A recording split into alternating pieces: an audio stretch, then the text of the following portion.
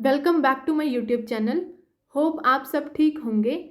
आज इस लेक्चर को स्टार्ट करने से पहले मैं आपको पिछले लेक्चर के बारे में बताना चाहूँगी, जिसमें हमने पढ़ा था post harvest management of fruits and vegetable, जिसमें हमने हार्वेस्टिंग एंड जो मैच्योरिटी इंडेक्स होते हैं फ्रूट्स एंड वेजिटेबल्स के, उसको डिटेल में पढ़ा था। फैक्टर्स जो इफ़ेक्ट करते हैं post harvest quality of fruits and vegetables को, उसको हमने डिटेल में पढ़ा था, जिसमें biological and factors and environmental factors को कवर किया था। आज इस लेक्चर में हम पढ़ेंगे पोस्ट हार्वेस्ट प्रोसेसिंग, जिसमें स्टोरेज है जो फ्रूट्स एंड वेजिटेबल्स की, वो कौन से मेथड से की जाती है, उन मेथड्स को हम डिटेल में पढ़ेंगे। उसके बाद जो post harvest preliminary processing operations होते हैं, जैसे कि sorting, grading, washing, peeling, sizing, blanching, इनको हम डिटेल में पढ़ेंगे, इनकी इंपॉर्टेंस के बारे में पढ़ेंगे। तो चलिए लेक्चर स्टार्ट करते हैं। कुछ फ्रूट्स एंड वेजिटेबल्स को स्टोर किया जाता है लॉन्गर पीरियड ऑफ टाइम के लिए, उनकी जो ड्यूरेशन होती है अवेलेबिलिटी की, उसको एक्सटेंड करने के लिए। बट बहुत सारे केसेस में जो फ्रूट्स एंड वेजिटेबल्स हैं उनको डिस्टाइन किया जाता है प्रोसेस करने के लिए, ठीक है। पहले उनको स्टोर किया जाता है, फिर उनको फैक्ट्री में सप्लाई कर दिया जाता है। ऑफन ये जो ऑब्जेक्टिव है वो प्रोवाइड करता है constant supply of raw material for the factory for as long a time as possible.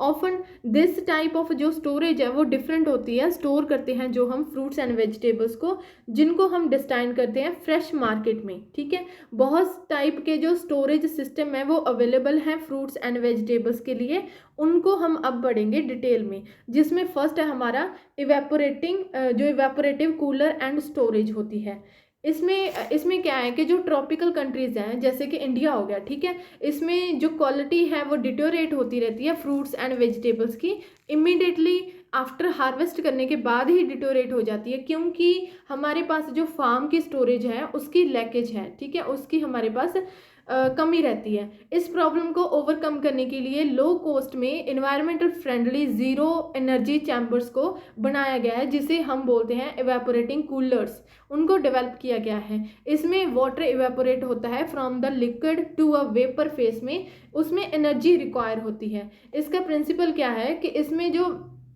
This principle is use to cool stores and chambers, उसमें एयर पास होती है जो कि इंट्रोड्यूस होती है into the store first through a pad of water. जो degree है cooling की वो डिपेंड करती है ओरिजिनल ह्यूमिडिटी क्या है एयर में, एंड जो एफिशिएंसी क्या है इवेपोरेटिंग सरफेस की उस पर, ठीक है।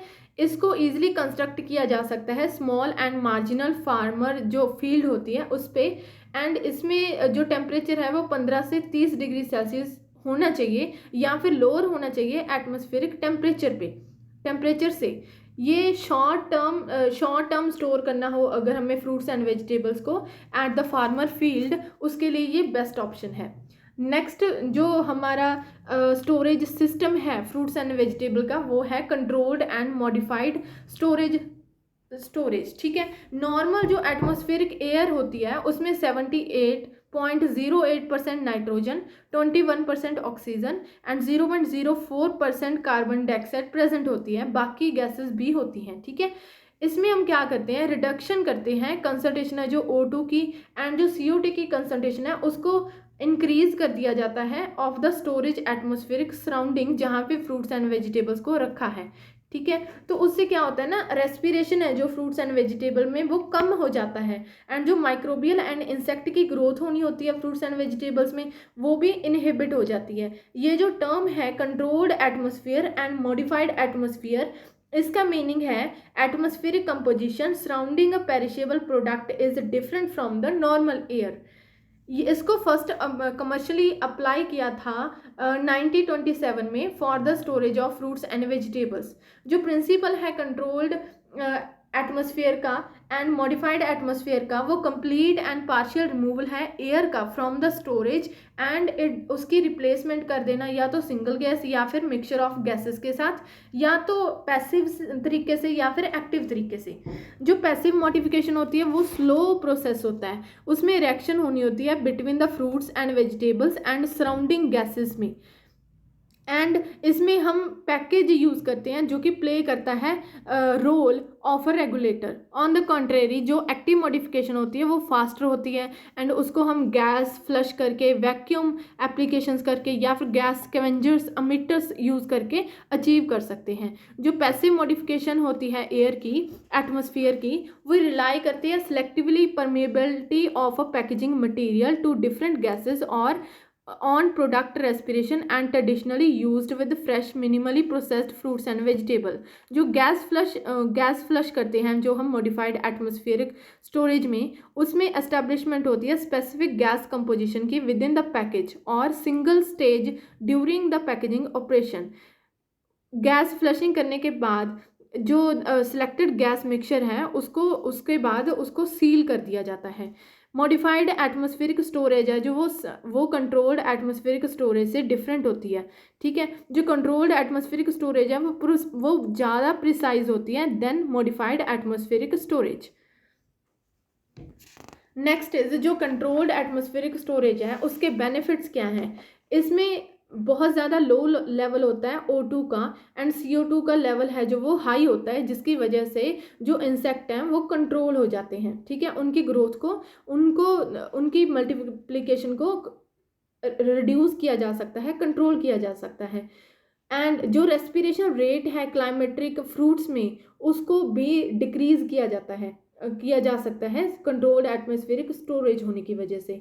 रिडक्शन है जो इफेक्ट का C2H2O का वो भी रिड्यूस हो जाता है, रिडक्शन हो जाती है उसकी जब इंट्रैक्शन होती है O2 की, and hence delay in development and appearance of the symptoms of death phase जो फ्रूट्स एंड वेजिटेबल्स में आता है। High turgidity and hence more juicy and crispy fruits बन के आते हैं। Superior sensory and nutritional quality होती है जिन फ्रूट्स एंड वेजिटेबल्स को कंट्रोल्ड एटमॉस्फेरिक स्टोरेज में रखा जाता है। लिमिटेड डिग्रेडेशन होती है क्लोरोफिल की, जिससे ग्रेटर कलर स्टेबिलिटी आती है। मोल्ड की ग्रोथ भी बहुत ज़्यादा लो होती है क्योंकि O2 की कंसनट्रेशन भी कम है एंड हाई है CO2 की कंसनट्रेशन। लॉन्गर स्टोरेज लाइफ रहती है। एंड कुछ फिजियोलॉजिकल जो डिसऑर्डर्स हैं जैसे चिलिंग इंजरी हो गया, spot decay, browning, water core scale, इनको भी रिड्यूस किया जाता है कंट्रोल्ड एटमॉस्फेरिक स्टोरेज में। ये इसके बेनिफिट्स थे। अब हम पढ़ेंगे पोस्ट हार्वेस्ट प्रोसेसिंग, जो प्रीलिमिनरी ऑपरेशंस होते हैं। जैसे कि इसमें बहुत सारे ऑपरेशंस होते हैं जो कि बहुत ज़्यादा उनकी इम्पोर्टेंस है खुद ही में, और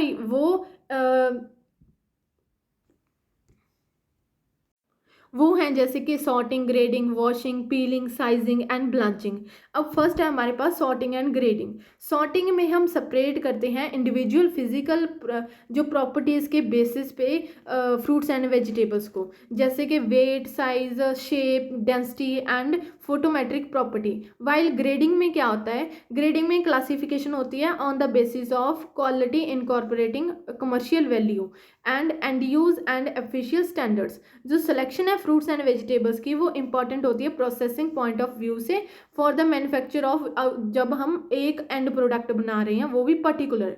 जो फ्रूट्स हैं वो राइप होने चाहिए बट फर्म भी होने चाहिए, इवनली मैच्योर होने चाहिए। जो वेजिटेबल्स हैं वो ज़्यादा टेंडर होनी चाहिए, रीजनेबली वो सॉइल से, डर्ट से, फॉरेन मटेरियल से फ्री होनी चाहिए। एंड उनको वो जो फ्रूट्स एंड वेजिटेबल्स हैं वो ब्लेमिशेस, इंसेक्ट डैमेज से, ये इनसे भी फ्री होने चाहिए, माल फॉर्मेशन उनमें नहीं होनी चाहिए। ठीक है, तो ओवर राइप फ्रूट्स हैं वो जनरली इफेक्टेड होते हैं माइक्रो ऑर्गेनिज्म से, जिससे पुअर क्वालिटी आती है हमारे फिनिश्ड प्रोडक्ट की।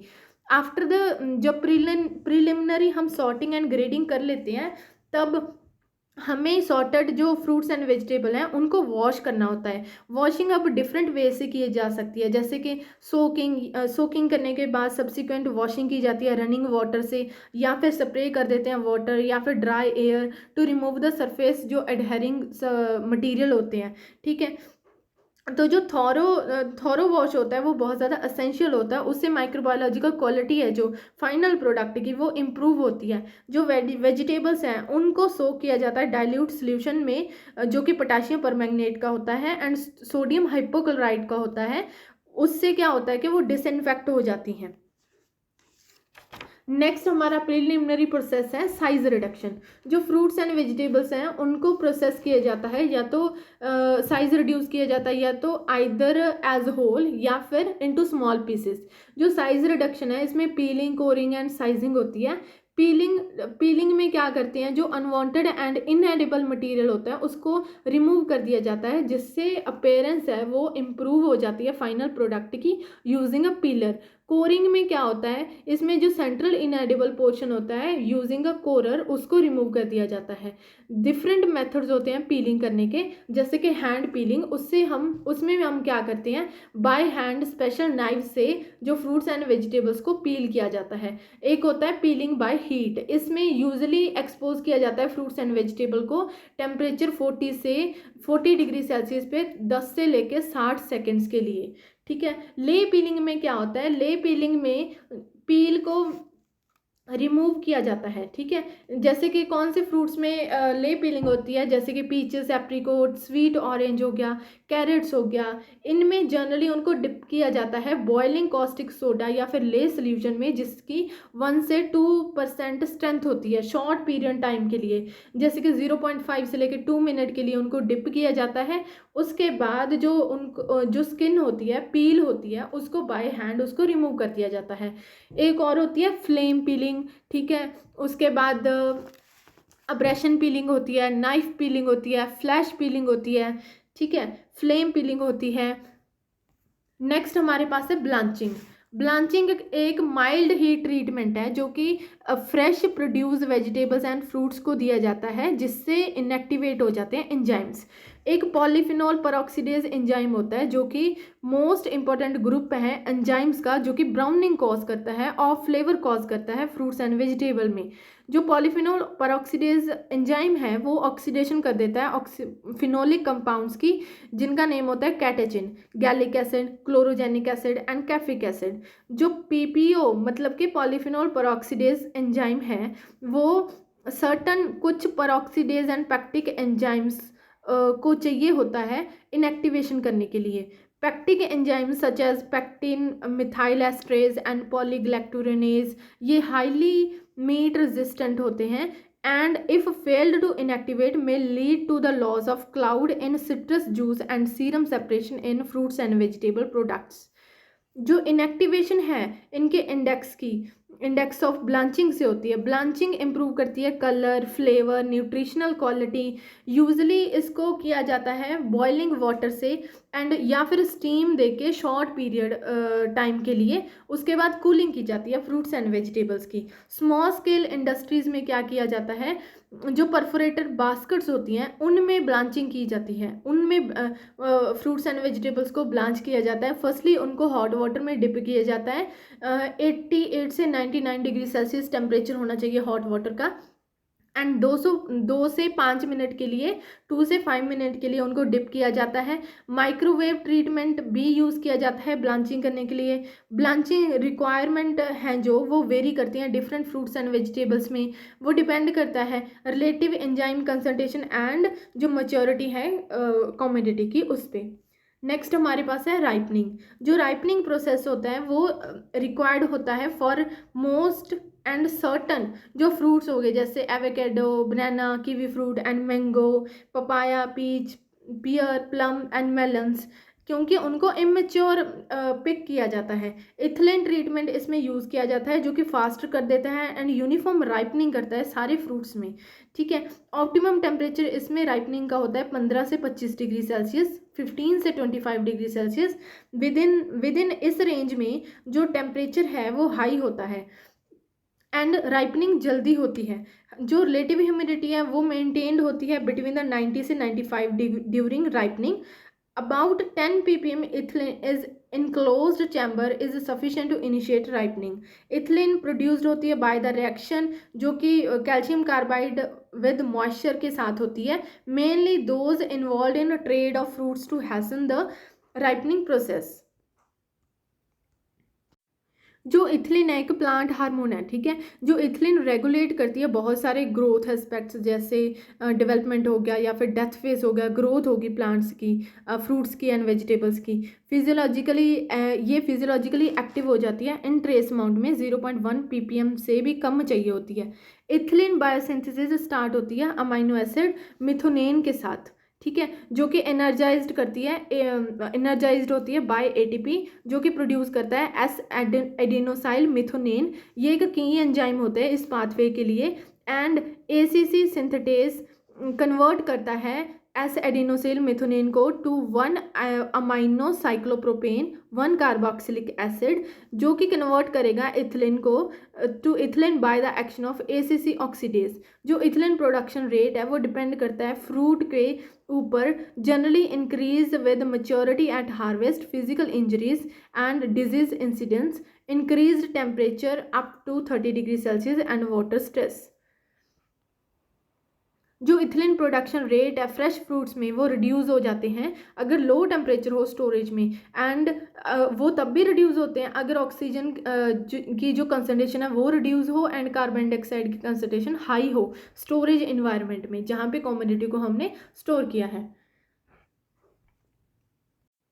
तो इस लेक्चर में हमने पढ़ा जो पोस्ट हार्वेस्ट प्रोसेसिंग होती है उसमें स्टोरेज है जो फ्रूट्स एंड वेजिटेबल्स की वो किन मेथड से की जाती है, जिसमें फर्स्ट था evaporative cooling and storage and controlled and modified atmospheric storage, जिसके हमने बेनिफिट्स भी पढ़े थे। उसके बाद जो पोस्ट हार्वेस्ट प्रिलिमिनरी प्रोसेसिंग होती है, प्रोसेसिंग ऑपरेशंस होते हैं, उनको हमने डिटेल में पढ़ा। होप आपको लेक्चर समझ आया होगा। अगर आपको किसी भी टॉपिक पे कोई भी लेक्चर चाहिए तो आप मुझे कमेंट सेक्शन में बता सकते हो। Thank you for watching. If you want notes, अगर आपको नोट्स चाहिए तो आप मुझे व्हाट्सएप पे कांटेक्ट कर सकते हो। व्हाट्सएप का नंबर मैं आपको डिस्क्रिप्शन बॉक्स में प्रोवाइड कर दूँगी।